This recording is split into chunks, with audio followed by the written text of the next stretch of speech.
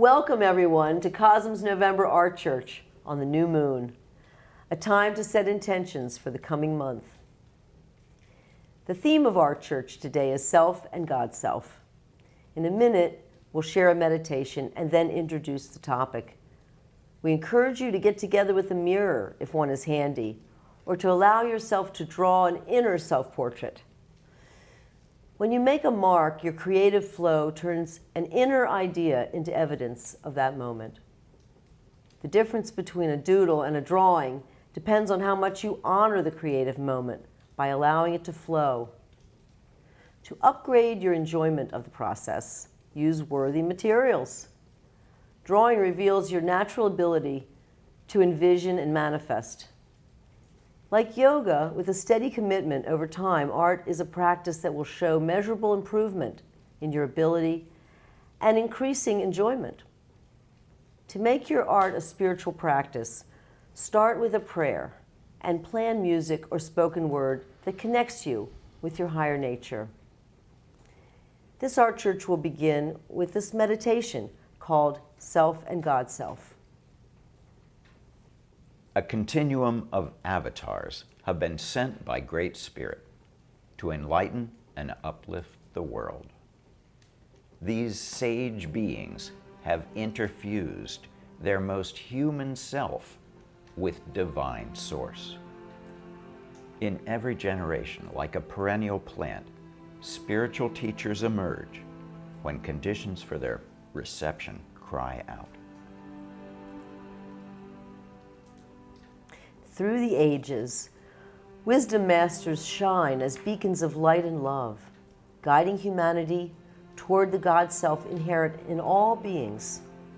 Spirituality evolves through their teachings, their example, their radiant presence. Each of us are unique aspects of one infinite God-self. The divine hand appears in holy acts of kindness and generosity. The transcendent God-self calls us to follow the path toward our highest realization and to live in alignment with Spirit. Mystic texts and teachers, offering truths from all traditions, familiarize our smaller self with our unlimited God-self. Meditation, prayer, and psychedelic sacrament are tools for transformation and keys to enter the timeless. Mystically uniting self and God, we awaken to the infinite love and intelligence of the source of creation, discovering the same light flowing through all beings and the core teachings of every holy tradition. Once we've seen it, our lives naturally orient toward the light of transcendence. God is the divine artist, and cosmos the masterpiece of creation. As artists, we're sacred mirrors of a cosmic process. Creative souls throughout the ages have labored to translate holy revelations through all types of cultural artifacts and have played a role in communicating divine presence through the world's temples and religious teachings.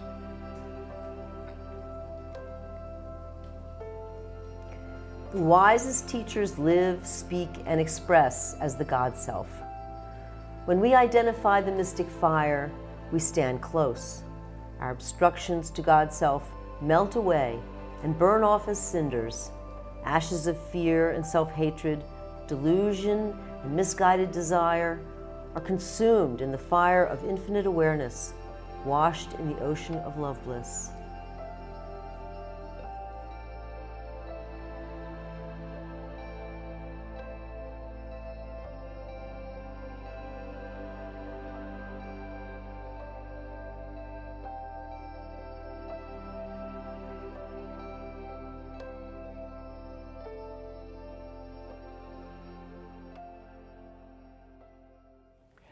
Two central philosophical and religious questions are relevant to this theme. Who am I? And is there a God? In asking these essential questions, we first must realize I am. This is the same I am that I've always been. And when Moses met the Almighty at the burning bush, he asked the Spirit speaking in the flame, "Who is that?" And God said, "I am that I am." Muhammad wrote, "To know oneself is to know Allah."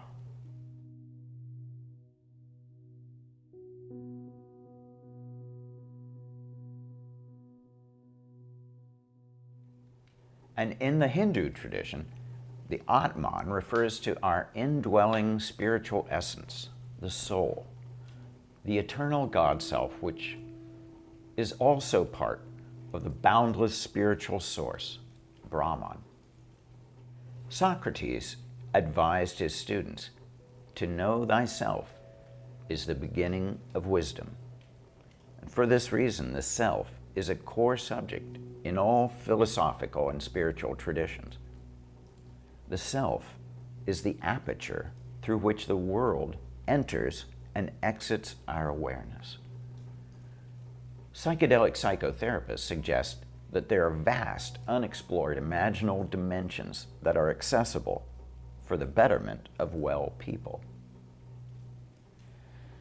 But so long as we're alive, our mind is locked in an ever-changing body. As the heart beats, millions of cells are born and are dying in our body every second. Yet we retain our sense of I amness. What is the nature of our mind, an essence of beings that grants us selfhood, the crowning cognitive achievement of human evolution? The self is a multi-dimensional system, linking together body, mind, and spirit, a labyrinth of ever-aging anatomy and physiology, hosting unconscious and superconscious forces that condition our thoughts and feelings as the self searches for its own truth to become self-actualized. Psychiatrist Abraham Maslow found that the happiest, most successful people are those that attain some creative self-actualization and then continue to evolve to self-transcendence. The primary religious experience is the mystical experience, a union of self and spirit. The root of the word religion is from the French word liguer, to tie back, and it refers to tying oneself back to spirit.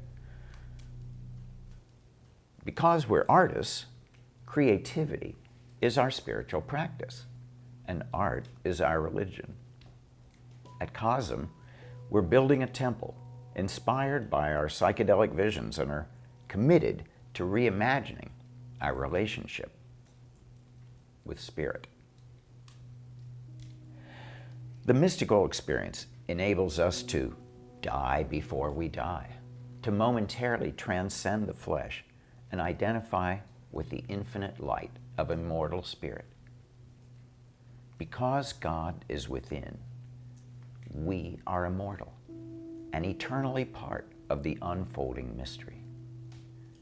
A spiritual path brings us closer to divinity and then back to the world to share our joy and insight.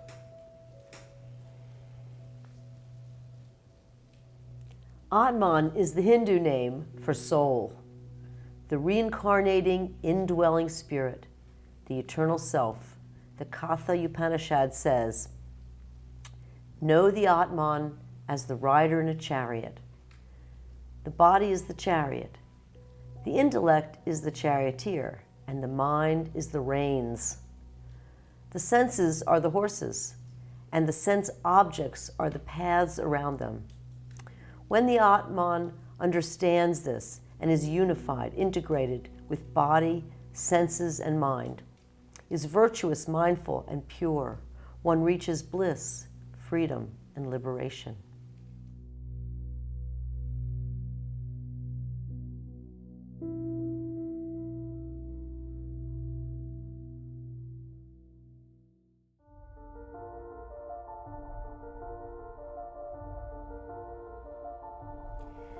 The self can be revealed through consulting an oracle or a psychological map.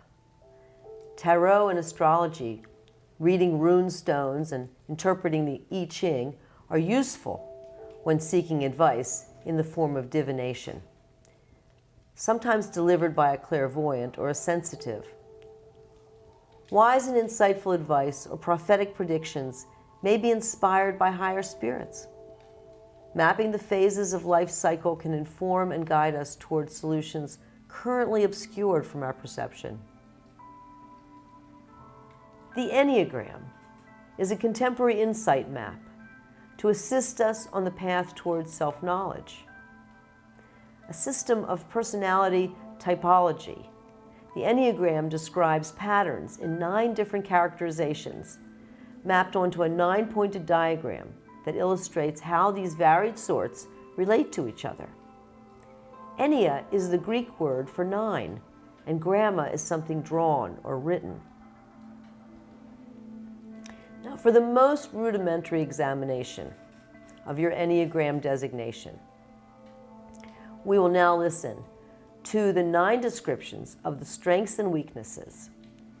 Keep in mind that the numbers are for identification only, and that each description universally applies equally to male and female.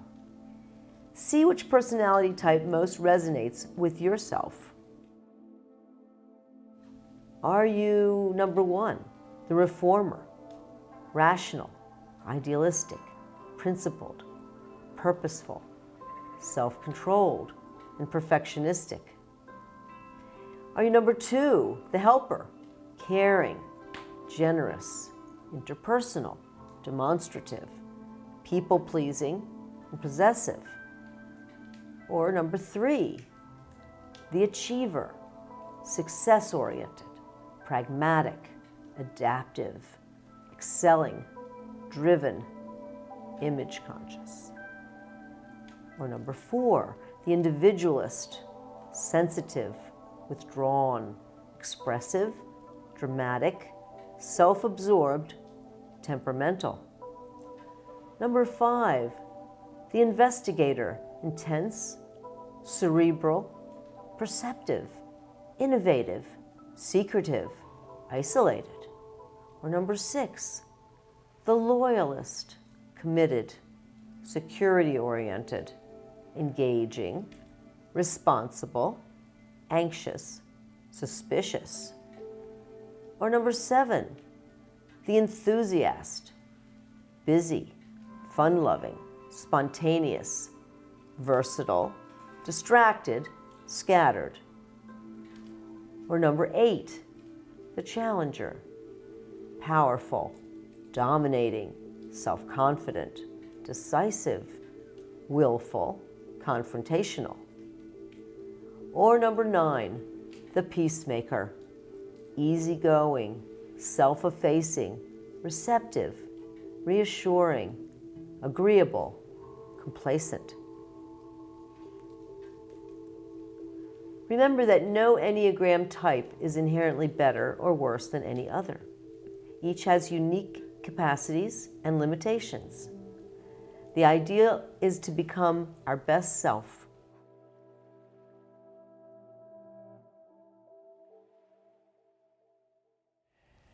Self-portraiture reveals the artist's soul. Just as all the beings that appear in our dreams are aspects of ourself, every creative act reflects an aspect of the Creator. Self-portraiture is convenient, since our model is always available, but facing ourselves takes courage. Our best friend and worst enemy stares back at us from the mirror. Possibly the most egocentric act of any artist, self-portraits can also be the most intimate kind of sharing. Masters of this art remind us that revealing one's soul through representations of the flesh is a formidable challenge. The masterful artist reveals their nature and the viewer resonates with the artist sharing those feelings. Well, self-portraiture is an internally driven quest to know and then reveal the nature of the self. Portraying our own living presence through art is like soul retrieval, a practice in which we gather and focus spirit back into ourselves. Taking time for quiet reflection with art supplies and a mirror, we can peer into the core of our being through the external features of our face. Do we gaze with judgment and self-loathing or appreciation? Can we catch a glimpse of the soul shining back through our eyes, a spark of the divine presence and creative fire? Each self-portrait plunges us into mystery and revelation, providing a new piece of the puzzle towards self-knowing. Artists can express their deepest feelings and ideas through creative expression, and the mirror enables the artist to witness and analyze appearance and feelings and translate them into the most direct and intimate view of the self. A self-portrait can be a sketch like a brief diary entry or a fully devotional relic of our state of mind. It's like a moment in time that we pass through in our life. Well, facing ourselves for a portrait involves honest reflection. If we're troubled, a self-portrait may vividly capture and reveal a negative state, an intimate expression of the shadow, our vulnerability and humanness. Going beyond likeness, an artist can represent a heroic or tragic presence. Drawing or painting our portrait while consciously summoning our highest possibility may allow us to portray our God self.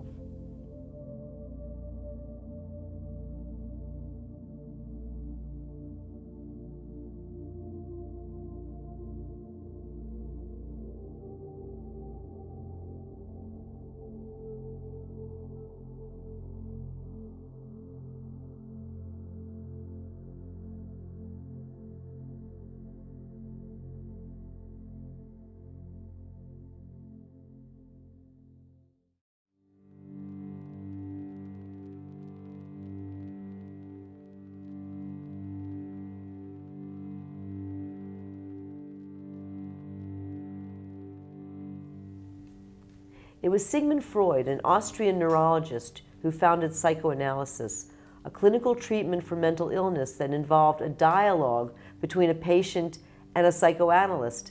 This was a breakthrough in the field of mental health at the time.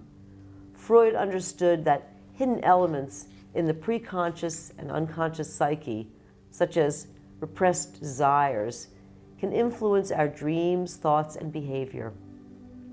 Freud theorized a structural model of the psyche, including 3 distinct interacting agents: the id, the ego, and the superego.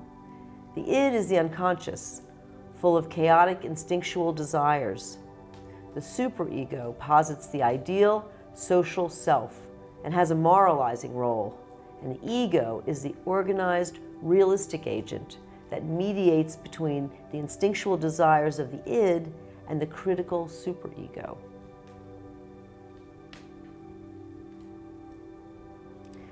The self, according to Carl Jung, signifies the unified whole of the psyche, including conscious and unconscious forces. A healthy psyche is the product of individuation, the process of integrating various aspects of our personality in order to fulfill our original and unique promise. For Jung, the psyche has 3 components: the ego, or conscious mind of thoughts, memories and emotions, the personal unconscious that contains forgotten information and repressed memories, and the collective unconscious the segment of our deepest unconscious mind that is psychological inheritance, containing all knowledge humans share as a species. Individuation is a self-determined process of achieving psychological wholeness and mental well-being. All working together in the self-actualized person are the multiple interacting systems of the psyche, including the social mask of our persona, and many unconscious archetypal forces, such as the repressed shadow that contradicts our persona, and an unconscious balancing gender polarity that Jung called the anima animus. The anima is the image of a woman in the unconscious of a man, and the animus is the image of a man in the unconscious of a woman. As we age and develop, our self-image is influenced by psychological archetypes like the father, the mother, the child, the old wise one, the hero, the maiden, the magician, and the trickster. There are endless actors in the collective unconscious.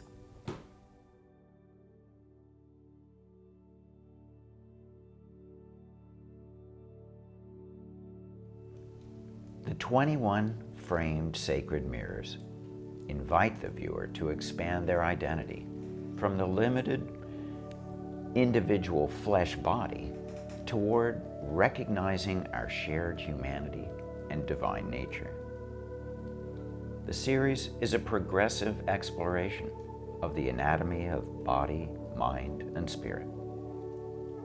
The life-size representations of the human body, portraying its physical and energetic systems, dramatically reveal the miracle of life's evolutionary complexity, the unity of human experience across all racial, class, and gender divides, and the astonishing vistas of possibility inherent in human consciousness.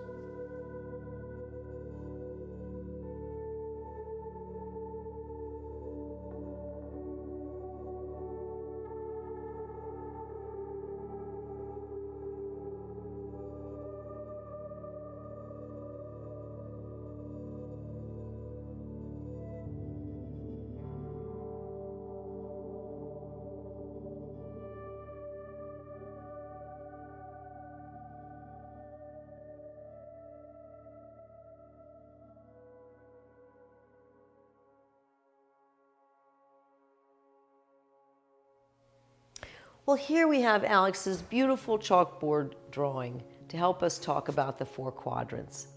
The four quadrants are a fundamental concept of the integral perspective developed by Ken Wilber, an American philosopher and writer on transpersonal psychology and his own integral theory. Wilber's systematic philosophy suggests the synthesis of all human knowledge and experience. The fundamental idea is that all existence, all knowledge, can be mapped into four basic quadrants underlying the universe. In this map, the upper half represents the individual and the lower half the collective. The left side represents the inner world and the right side the outer world. So quadrant 1, the upper left quadrant, represents the inner world of the individual, the thoughts in our head, and all that exists internally and without evidence. Wilber defines quadrant 1 as subjective, an individual, self-consciousness, internal experience, the I. In art, we like to think of the first quadrant as the place where ideas and visions are happening, that image in our head that we'd like to draw or paint. Images in quadrant 1 are the first step in creating art, and yet not art. Quadrant 2, the upper right quadrant, is the external life of the individual, everything that can be measured. The second quadrant is active when evidence is produced. Wilber defines quadrant 2 as objective, an object, organism, thing, or behavior, the it. Using again the model of art, a drawing, painting, or sculpture has come from the inner world of the individual into quadrant 2, where it is physically present, say in the artist's studio or sketchbook or the like. Quadrant 3, the lower right quadrant, is the outer world of the collective, described in Wilber's model as an interobjective system, social and organizational structures, networks, and the environment. The it's. In art, the art object in the studio has been shared with the collective, posted on a website or platform, exhibited in a gallery or museum. Now, quadrant 4, the lower left quadrant, represents the inner world or response from the collective. Wilber describes the 4th quadrant as intersubjective, the collective, community, culture, and worldviews, the we. In art, the 4th quadrant would be the response from the collective to your work of art, now shared with others. The like button is 4th quadrant, a review of your art exhibit, or a written piece about you or your work is 4th quadrant. Now, as artists, we notice the speed bumps in our creative practice when we have ideas in our heads that have not made it into evidence.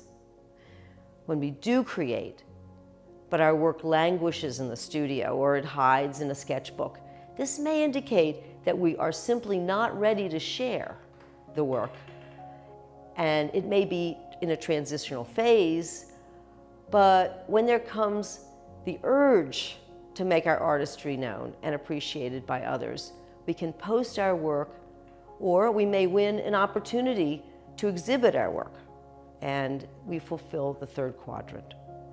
And when the work has made it out of our heads, out of our studio, and out of our sketchbook, and is being shared with the collective, we may ask, how many likes did that post get? Were there any sales of the art in the exhibition? Were there any reviews or comments? The response from the collective, the 4th quadrant, is essential in the upward spiraling of a creation. When others see our work and respond to it by learning something that they can carry into their own work, a technique, a design, a theme, something they can carry into their life or their process, that interactive influence contributes to the evolution of consciousness through art. The self is embodied in a web of interrelated systems, the solar system, the ecosystem, the political and economic and cultural systems, the community, school and family, all operating all at once in all quadrants.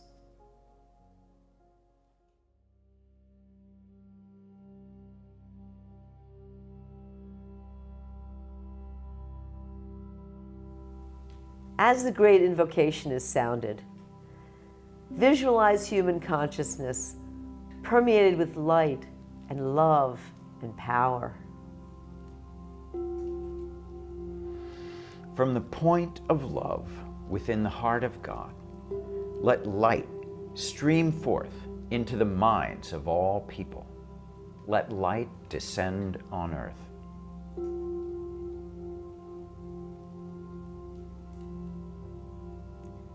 From the point of love within the heart of God, let love stream forth into the hearts of all people. May spirit awaken across the earth.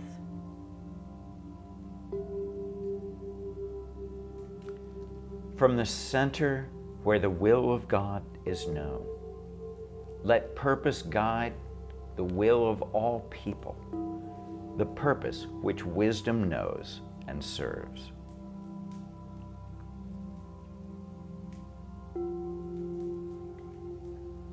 From the connection of all humanity, let the plan of love and light work out, and may it seal the door where evil dwells.